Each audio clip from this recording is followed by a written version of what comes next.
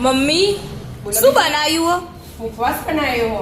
અળસી, અજમો, ધોળાની દાળ, તલ ને વરિયાળી મિક્સ કરી મસ્ત.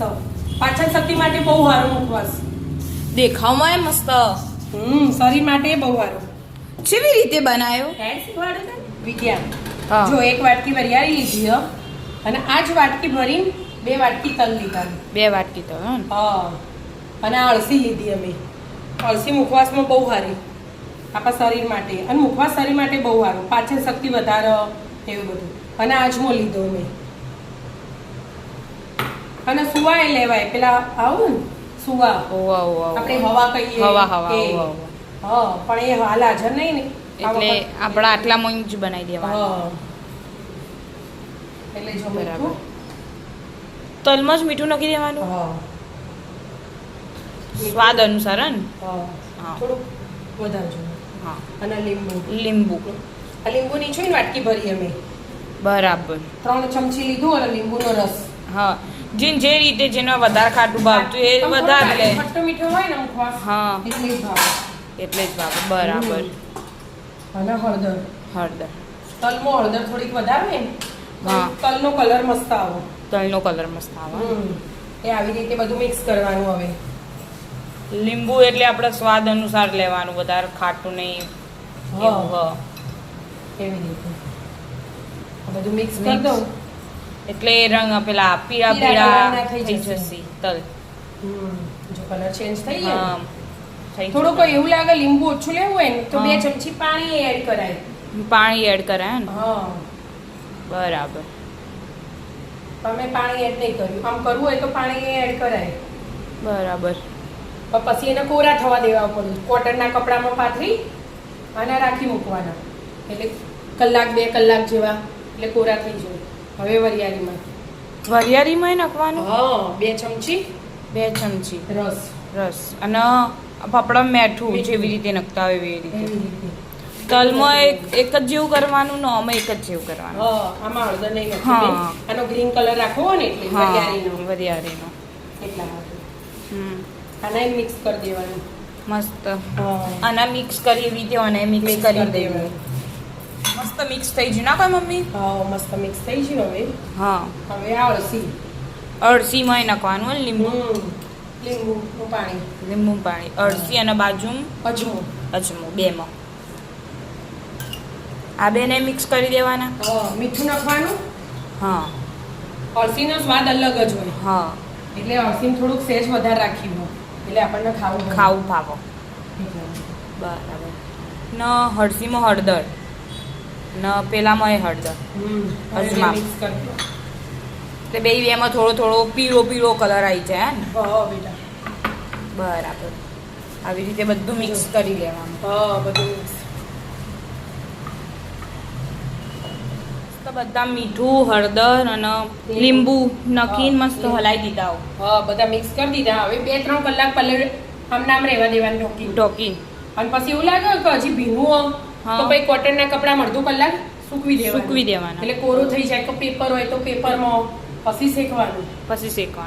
ત્યાં લગી નહીં શેકવાનું. મસ્ત ત્યાં ઢોકી દો. ઢોકી દો.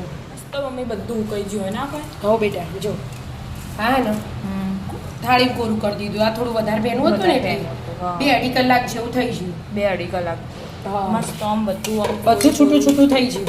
આ તો અડધા કલાકમાં શેક્યું ને તો ઘડી વાર તડકો પાથરી દેવાનો તો એ ચાલે. અને કઢાઈ મેળવી દીધી હતી ને ગરમ થવા. ધીમા ગેસે શેકવાનું હોય વિદ્યા. ફૂલ ગેસ ના કરાય. ફૂલ ગેસ કરીએ તો તો સ્વાદ બદલાઈ જાય, દાજી જાય તો ફટ લઈને. પણ શેકતા વાર ના થાય એટલે થોડું હમણાં ક્રિસ્પી થાય કલર ચેન્જ થશે. પેલું બધું આમ પેલું જે લીંબુ રસ હતો એ બધો આમ ઉકાઈ જવો જોઈએ એટલા સુધી બધું જ શેકવાનું. શેકવાનું ધીમે ધીમે. વરિયાળી શેકાય. વરિયાળી શેકી દો તમે. શેકાઈ જાય ના કર મમ્મી વરિયાળી. અવાજ છે આવા જો.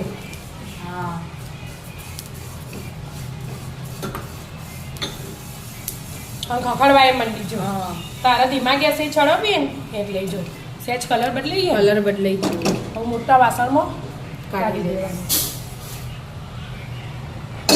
ધીમે ધીમે બધું એક એક વસ્તુ શેકવાની હોય. અને તલ અડધા લેવાના વધારે. હા હા 2 વાર આવશે. 2 વાર. મને તો લાગ્યું અડધા બાકી રાખવાના, ડાયરેક્ટ કાચા નાખવાના. ના હોય એવું બેટા. તું બોલી કે અડધા લેવાના એટલે અડધા બીજી વાર હોય. હા. થોડા શેકીએ ને એટલે સારું શેકાય. બહુ લઈ લો ને એ અડધા કાચા રહી જાય. હા સાચી વાત. એટલે બસ તલ શેકી દઈએ પહેલા ને બધા. હા મસ્ત તલ શેકાઈ જાવ ના કોઈ. હા બેટા. કડક તલ તો કડક. પટપટ અવાજ આવે જો. હા એ જ ને. એટલે એ ખબર પડી જાય કે તલ તો શેકાઈ છે એને પેલા મોટા વાસણમાં કાઢી લેવાના, ઠંડા થવા દેવાનું બધું. હા બરાબર. હવે આ અળસી શરીર માટે બહુ ગુણકારી અળસી તો.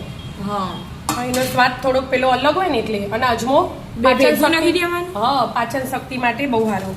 બરાબર. હવે 2 હાથે શેકી દેવાનું. કાળા તલ હોય તો એ લેવાય. હા ભાઈ પેલો હતો ને આમળા પાવડર એ લેવા. હા. પેલો આપણે નથી ઝીણી કતરણ કરી સૂકવી તું એ નખાય મુખવાસમાં. આમળા બહુ સારા. હા એ ધીમા ગેસે આવી રીતે શેકી દેવાનું 2 હાથે. હા બરાબર શેકી દેતા. હા. મમ્મી મસ્ત શેકાઈ ગયું આરી. હા. અજમો અને અળસી. અજમો ને અળસી શેકાઈ ગયું. હવે ઠંડુ થવા દેવાનું બધું. જો હા. આપણે ઠંડુ થાય હો જો તલનો કલર છે એટલો મસ્ત આવ્યો. મસ્ત આવ્યો. હા હવે આ એ કાઢી દઉં ને ઠંડુ થવા દઉં. બરાબર. ધીમે ધીમે ગરમ થયું હવે. આટલા નતું થયું. હા તારે બહુ વધારે જ થઈ ગયું હશે. અમુક અમુક રાખીએ એટલે ઠંડુ ના થાય. અને અમુક ઠંડુ થાય પછી આપણે આગળની પ્રોસેસ કરીએ. બરાબર ઠંડુ થવા દો. તો ઠંડુ થઈ ગયું ના કાંઈ મમ્મી? હવે બેટા ઠંડુ થઈ ગયું. હવે ચાળી લેવાનું. ચાળી એટલે લેવાનું. વધારાનું મીઠું અને હળદર ને બધું નીચે આવી નીચે જાય. આવી જાય એટલે વધારે ખારું એ લાગે ને અને બધા હળદર એ લાગે ને. એ તો જે જોવે ને એ તો રહી જ ગયું. હા પણ જે વધારાની એ નેચે પડી જાય. હા, નીચે રહી જાય. બધું જ ચાળી લેવાનું. હા બધું ચાળી લેવાનું. હમ બધું મિક્સ તો કરી દીધું આપણે. હા હવે મિક્સ તો કરવાનું નહીં. ચાળી અને હવે આપણે એક વસ્તુ આમાં એડ કરવાની છે બીજી. હા બોલો બરાબર. હેડો. તમને બહુ ગમો વિદ્યાબેન, તમને બહુ ગમો એ તો. ધોળાની દાળ. હમ. આહા એટલે તમે બધા રોજ ખાઓ ને.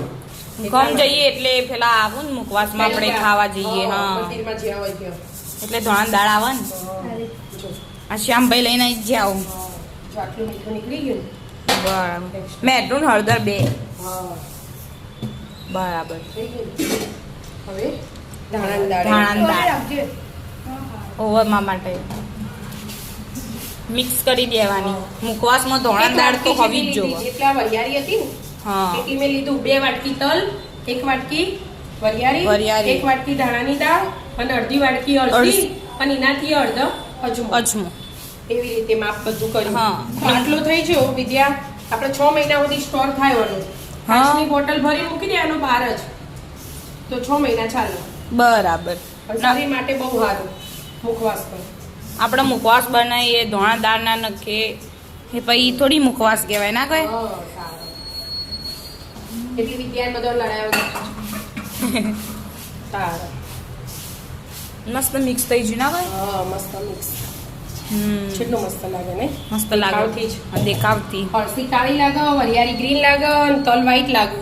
હમ. અને અજમો તો દેખાતો નહીં. સાચી વાત. અજમો ઝીણો આવે એટલે ના દેખાય. હમ તો આવી જાઓ મિત્રો મસ્ત મજાનો મજાનો. મુખવાસ ખાવા. રાધે રાધે. રાધે રાધે.